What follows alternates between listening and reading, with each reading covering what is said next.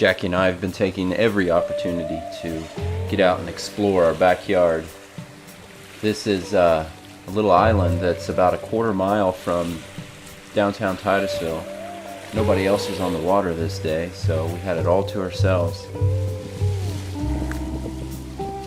There's no shortage of places to go around here.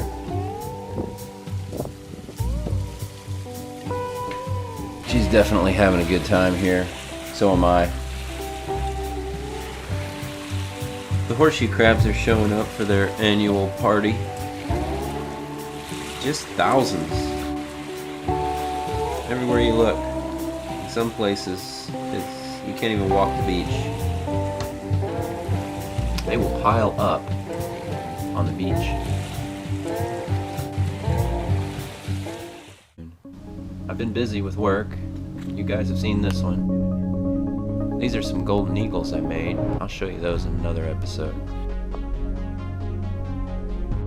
I got to do a mural for a trampoline park in Orlando. It turned out nice. It's like 13 feet by 180 feet. This episode is about my sailing trip with my cousin Joe. That's his Beneteau sailboat, and we are moving it from Tampa to Cape Canaveral. It's my Uncle Kurt, Joe's dad. He's seeing us off.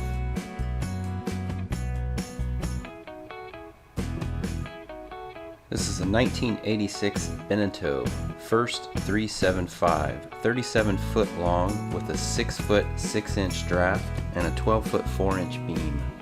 One last stop at the fuel dock, and we are out. Here we are leaving Tampa Bay. We are hoping for approximately 4 days through the Keys and up the Intercoastal to Port Canaveral. My first sunset at sea.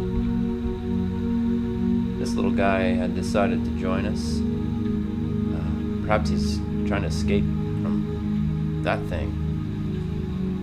I don't know what that is, but I think he's chasing him. Beautiful sunset, calm weather. Seas are pleasant.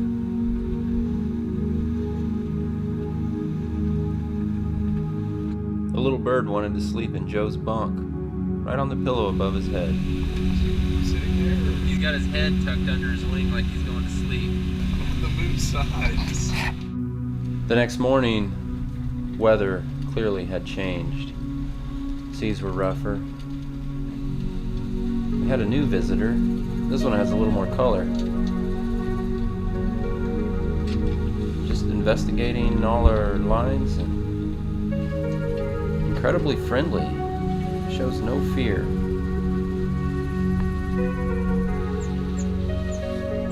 And then another.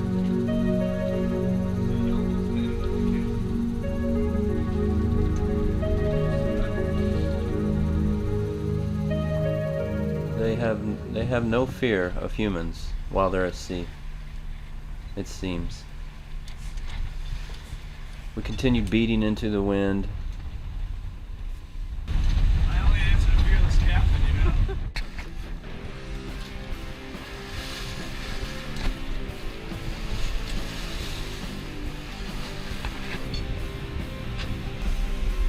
Here we came across 2 loggerhead sea turtles. It appears that they are attempting to increase the population, so we wish them all the luck. Those are pretty cool animals.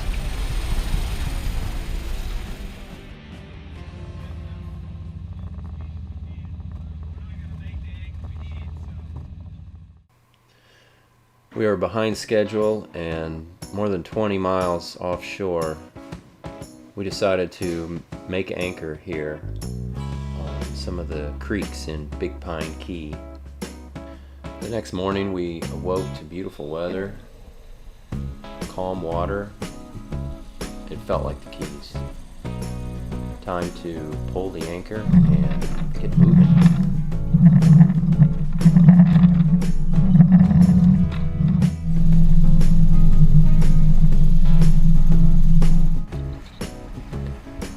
wind is directly on our nose, and there's only a small channel that we can make passage through because of our deep keel.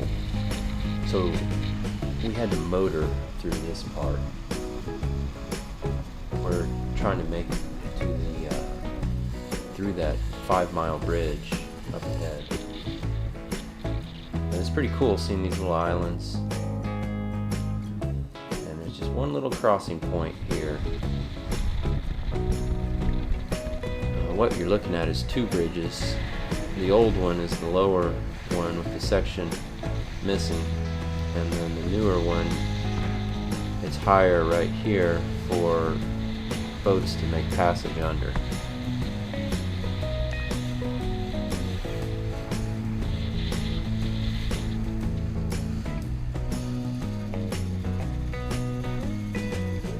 We had plenty of clearance, but still, it's really hard to perceive that when you're down on the deck of the boat.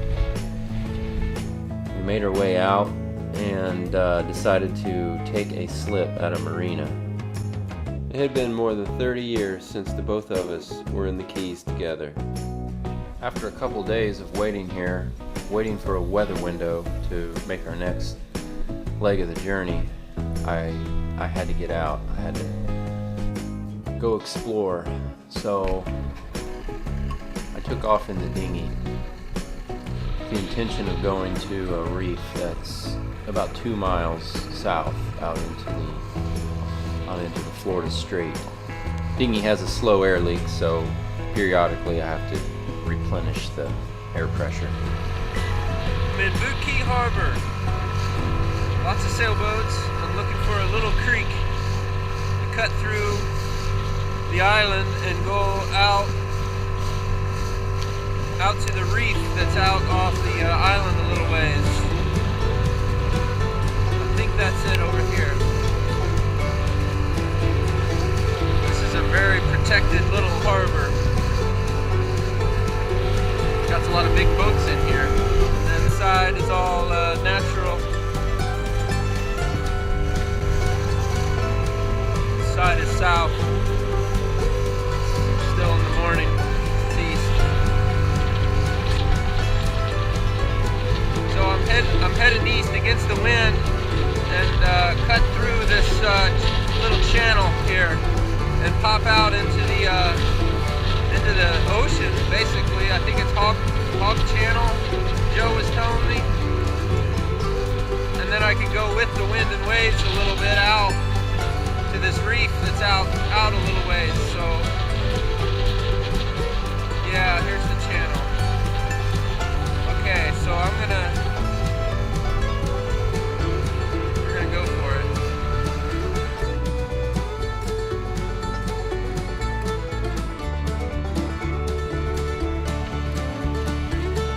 Alright, we're making it out to open ocean. Joe said it may be a little bit too rough to go today. We're trying to go for that tower out there. Sombrero Reef. So I hope we can make it. But yeah, it's pretty rough out here. You know, I can't come all the way to the Keys and not go snorkeling.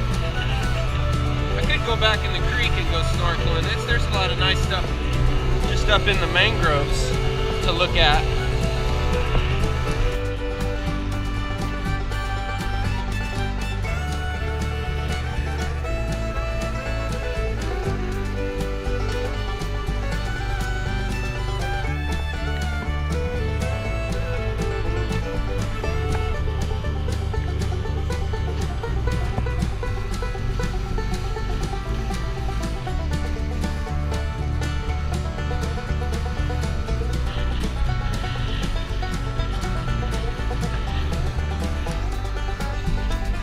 I'm on the windward side. These are quite large, so visibility might be low, but it looks pretty down there. Get in and see what it looks like. Marathon way back there. So this is the beginning of the point where I almost get myself killed. I thought that since there may be a strong current and the waves, it would be a good idea to tie a rope around my waist to keep the dinghy attached to me so I wouldn't get separated from it. And I would just float over the reef. Let's go see what's down there. Everything's good. Flag up. What could go wrong?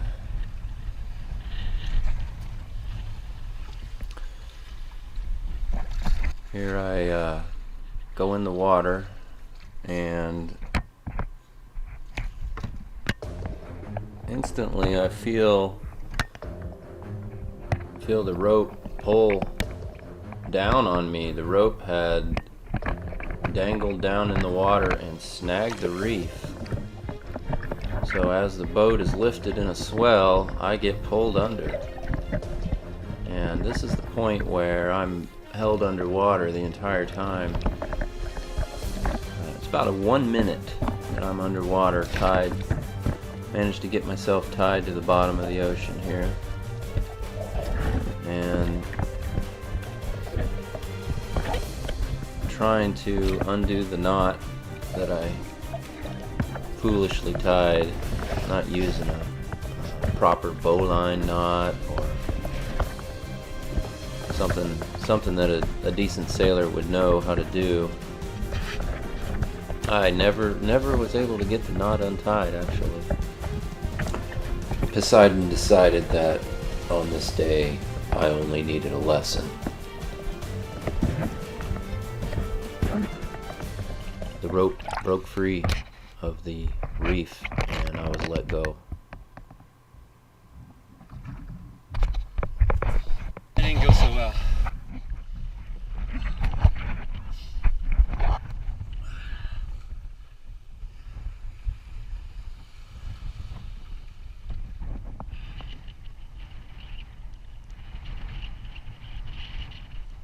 Going back. Just too rough. Way too rough out there. I can't keep the dinghy with me. And visibility's pretty low. Trying to swim with the GoPro and a line in my hand. Keep my mask on. A little difficult. So we're going back.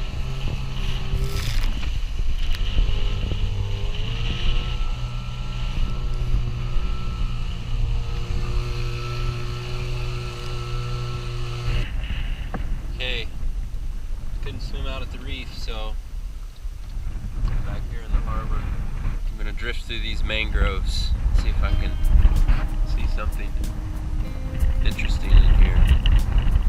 Real silty bottom, full of grass.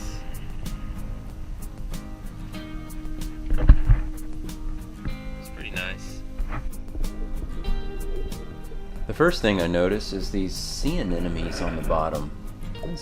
That was interesting. So I moved over those. There's quite a few of them. They're really everywhere. And I'm having a look up in these mangrove roots. I like the light on the bottom. I'll take that with me. See a few fish here and there. Beautiful little area.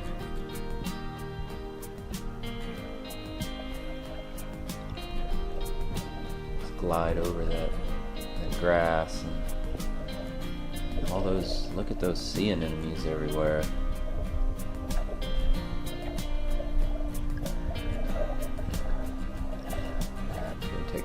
Take a closer look up in the mangrove area. Pretty cool. Anyways, I'll get out of here, kick my feet real good, push myself out. But I noticed something stinging me. Oh, what is this? No, those aren't sea anemones. They're jellyfish. Oh, really? There's hundreds of them. They're coming up, stinging me everywhere.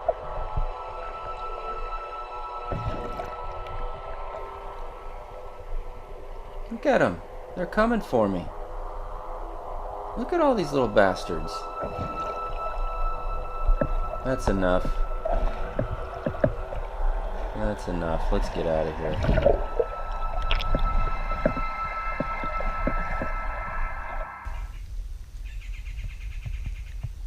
Well, I'm walking down A1A in Marathon.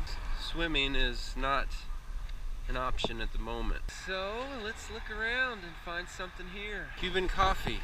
I like Cuban sandwiches, so let's try this.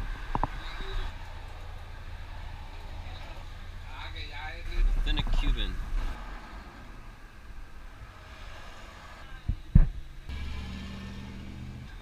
Delicious. La Nina. Very good.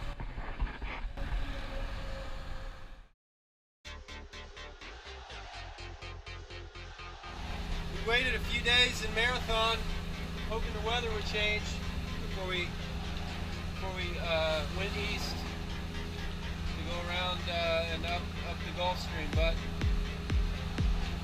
no change in weather. So our fearless captain and I decided that we would just go for it. And we're not the only crazy ones out here. This guy left quite a ways ahead of us. We're catching him though. Maybe that means we're a little more crazy. But 3 or 4 other boats left out about an hour ahead of us. The weather forecast that we were waiting for a change in weather, which was supposed to be tomorrow, was pushed back a few more days, and may not even happen at all. So we're beating into it and motor sailing about 90 miles so we can start making a turn to the north. I'm not playing this game. We're gonna start making our offing. No ice. You should already be turning.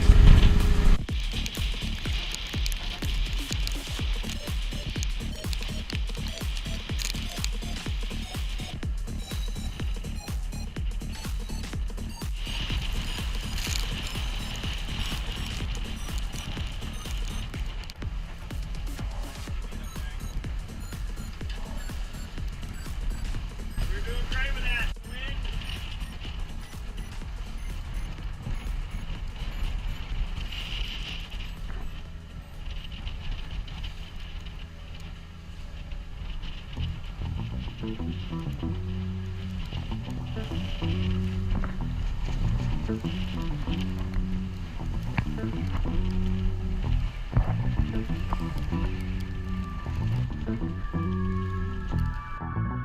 There's our next challenge. He's coming at us.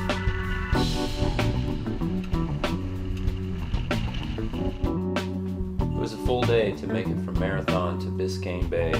We arrived just at sundown, exhausted, and we worked our way in through a channel and anchored under the lights of downtown Miami.